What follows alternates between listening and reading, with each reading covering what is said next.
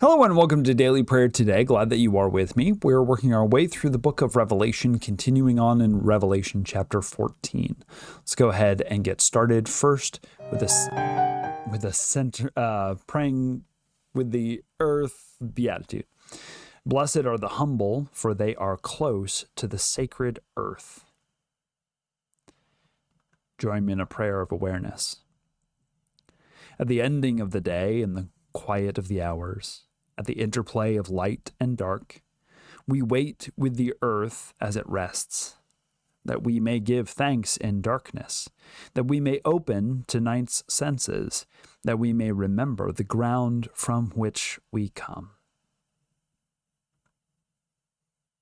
and know you as presence in the mystery, as evening breeze in our soul, as everlasting strength in earth's body.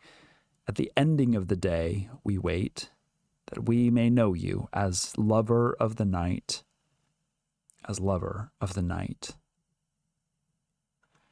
I invite you to join me in being still and aware in a centering breath prayer. Breathe in, breathe out. Breathe in, breathe out. Breathe in, breathe out. Our reading for today is Revelation chapter 14, verses 14 to 20. Listen for God's word to speak.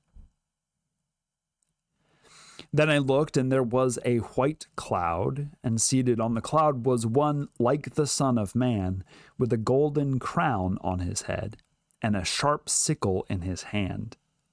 Another angel came out of the temple, calling with a loud voice to the one who sat on the cloud, "Use your sickle and reap, for the hour to reap has come, because the harvest of the earth is fully ripe." So the one who sat on the cloud swung his sickle over the earth, and the earth was reaped. Then another angel came out of the temple in heaven, and he too had a sharp sickle. Then another angel came out from the altar, the angel who has authority over fire, and he called with a loud voice to him who had the sharp sickle, "Use your sharp sickle and gather the clusters of the vine of the earth, for its grapes are ripe." So the angel swung his sickle over the earth and gathered the vintage of the earth, and he threw into the great winepress the wrath of God. And the winepress was trodden outside the city, and blood flowed from the winepress as high as a horse's bridle for a distance of about 1,000 stadia. The word of the Lord. Thanks be to God. Ew. As we've talked about before, the book of Revelation is full of some graphic depictions. It is revenge fantasy, revenge porn, maybe even. It is not a happy book in many ways. It is intended to be a hopeful book. It is one that is intended to mean that God is the one who is the ultimate authority, power. But there's a lot of this kind of stuff. And this is the part that, again, bumps up against our understanding of God. Our understanding of one who is merciful and gracious, slow to anger, and abounding in steadfast love. Part of it, again, is built up and bound up in this expectation of a day of judgment. that God may indeed be merciful and gracious, slow to anger, and abounding in steadfast love. But there is going to be a point in which even God's patience has run out. And so there is a great harvest. And it begins with a very sort of agrarian image, right? Harvesting wheat with sharp sickles. We see this imagery in, say, when in John's Gospel, Jesus has talked to the Samaritan woman, and the disciples come back, and there's all of these people who are coming from Samaria, who she has said, come see a man who told me everything I ever did. And he's talking to the disciples, and he says, look, the fields are white. Ask the vineyard owner, and he'll give you workers to work, right? So this idea that there is a certain amount of time, but then there is a harvest.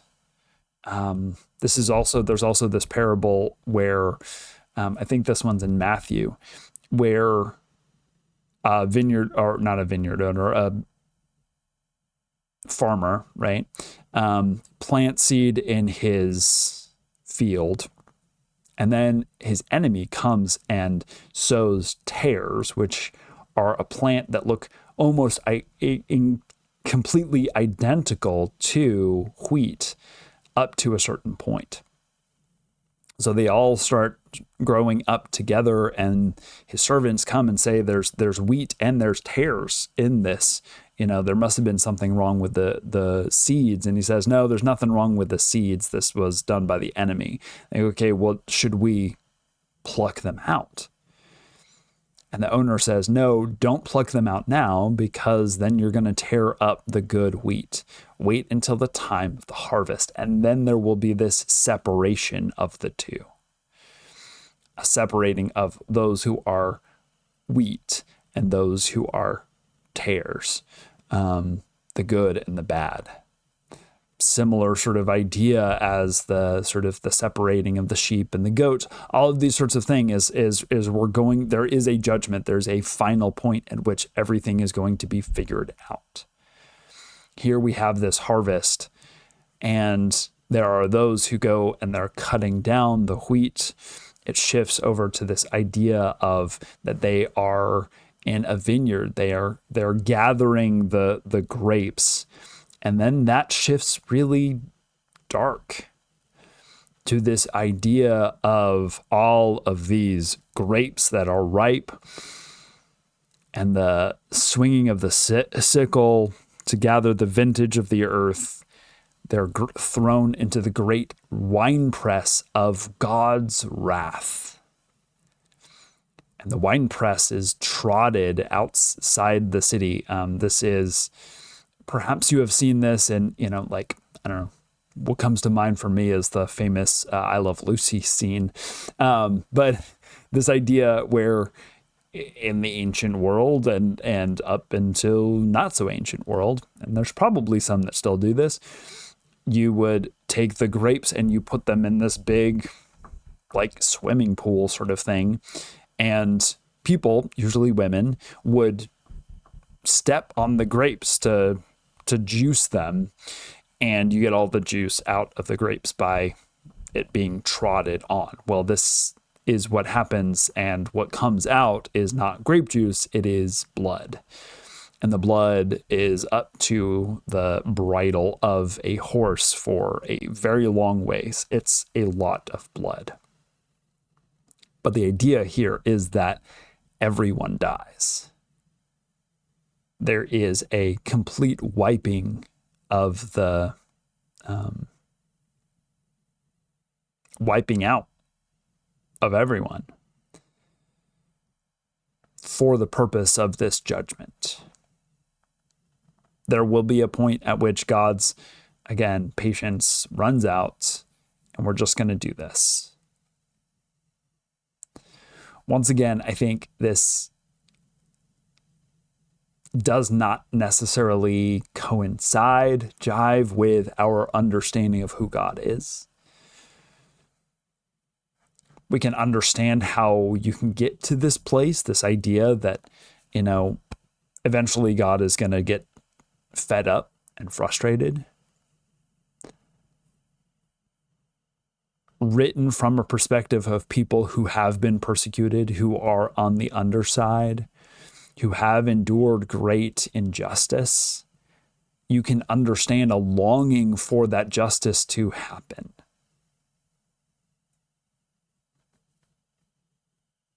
And that'd be dramatic.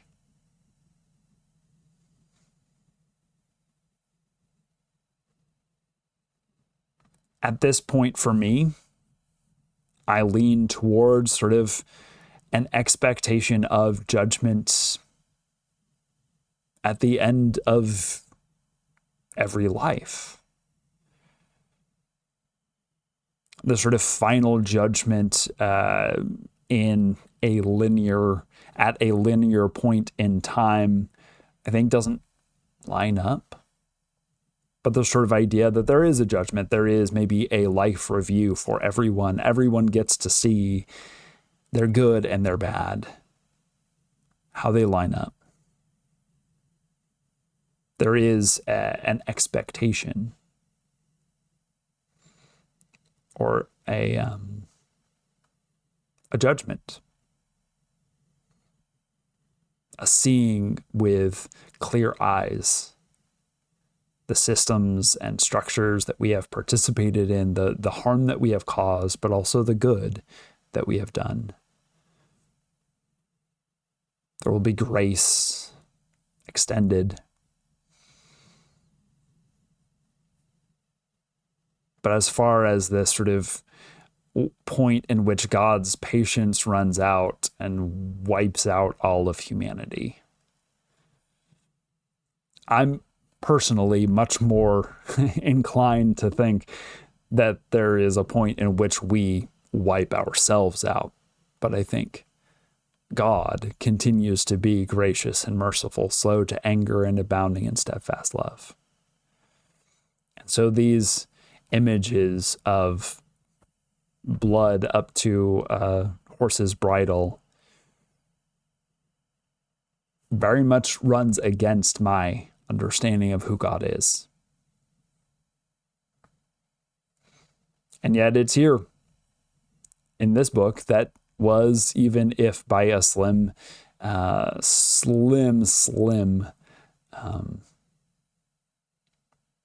majority, chosen to be a part of our canon. That has some stuff that I think is useful and a lot of stuff that is maybe less so.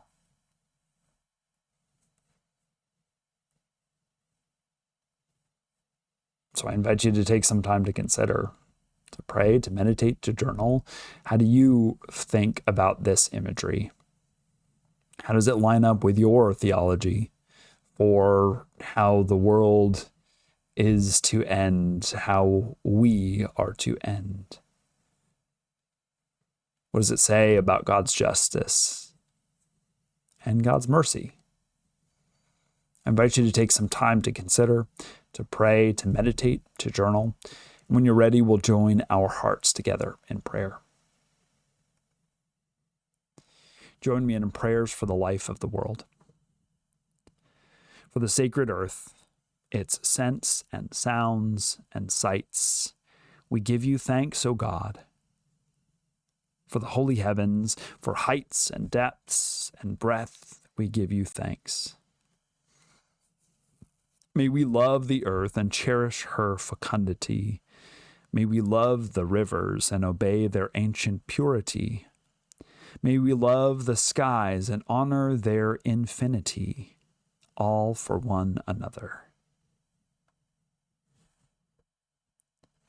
I invite you to join in silent prayers for peace.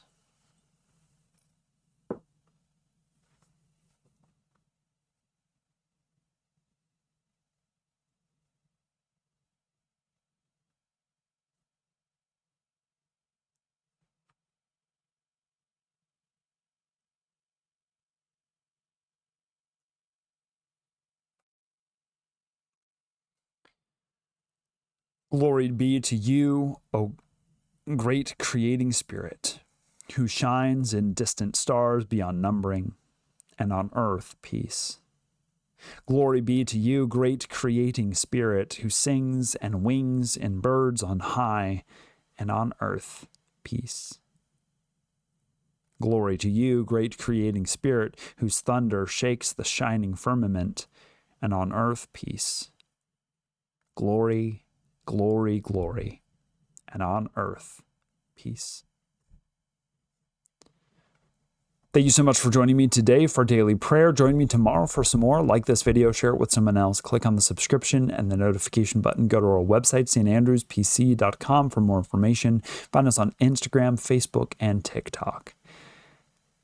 If you happen to be watching on the day this comes out, it is Bagpipe Appreciation Day, Cross Atlantic Communication Day, Gary Gygax Day, National Chicken Finger Day, National Creme Brulee Day, National Korean War Veterans Armistice Day, National Scotch Day, Norfolk Day, Take Your Houseplants for a Walk Day, Take Your Pants for a Walk Day, Walk on Stilts Day. So be careful if you play D&D while walking your plants in your jeans on stilts and drinking scotch. Anyways, thanks for joining me today. Our liturgy came from Praying with the Earth by John Philip Newell. Our reading came from the New Revised Standard Version, Updated Edition. You can watch on YouTube, listen on Spotify or Apple Podcasts, sign up for a daily email on Substack. Thanks for joining me. Have a blessed day. I love you, and we'll see you next time.